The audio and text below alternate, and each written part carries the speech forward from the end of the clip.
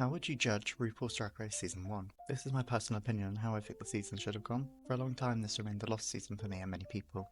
It wasn't available on Netflix in the UK, and wowpresents Plus wasn't as accessible to me as it is today. When it did eventually get added to Netflix, I had already watched seasons 2 through to 11, so it was a little jarring to go back to the vaseline quality camera. But nonetheless, let's jump into this RuJudging. Before we get started, this is the point system I will be using.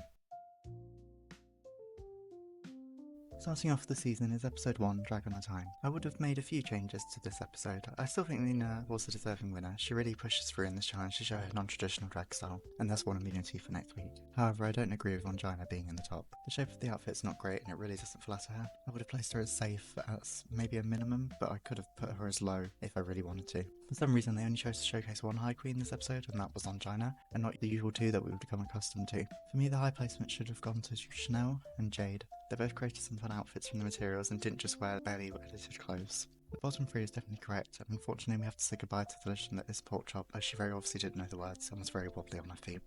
Episode 2 was the girl group challenge. I wouldn't change anything about this episode, so let's not dwell on it for long. Angina was the deserved winner and received immunity for week 3. Kasha and Tammy were definitely the weakest of the week, and Tammy suddenly gives up in the lip sync, becoming the second eliminated queen.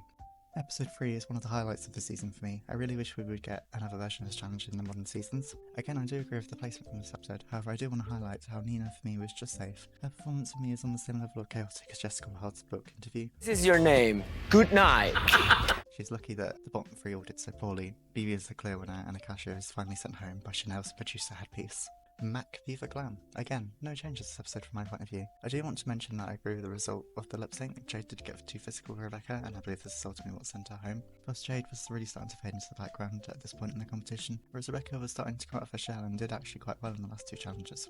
Immunity is now out the window from this point on. Not that it ever had any impact on the competition. Here is where things change quite a bit. Rebecca is 100% going home. I have no idea what the judges were thinking with giving her the win.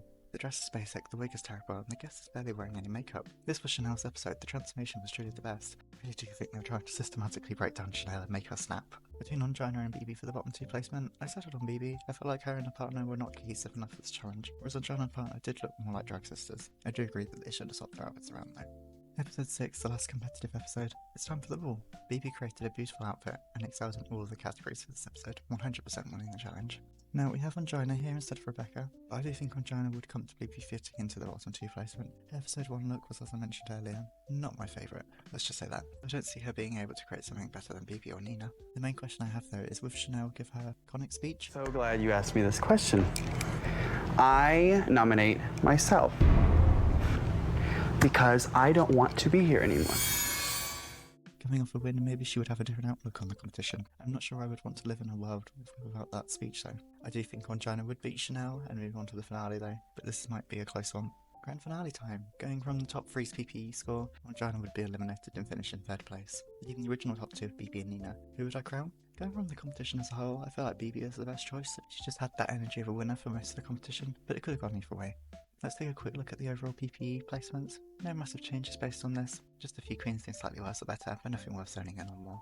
So what do you think? Was I fair with my judgments? Let me know in the comments down below if you agree. Thank you for watching and stay tuned, where next time I will be taking a look at Season 2 of US Drag Race. See ya!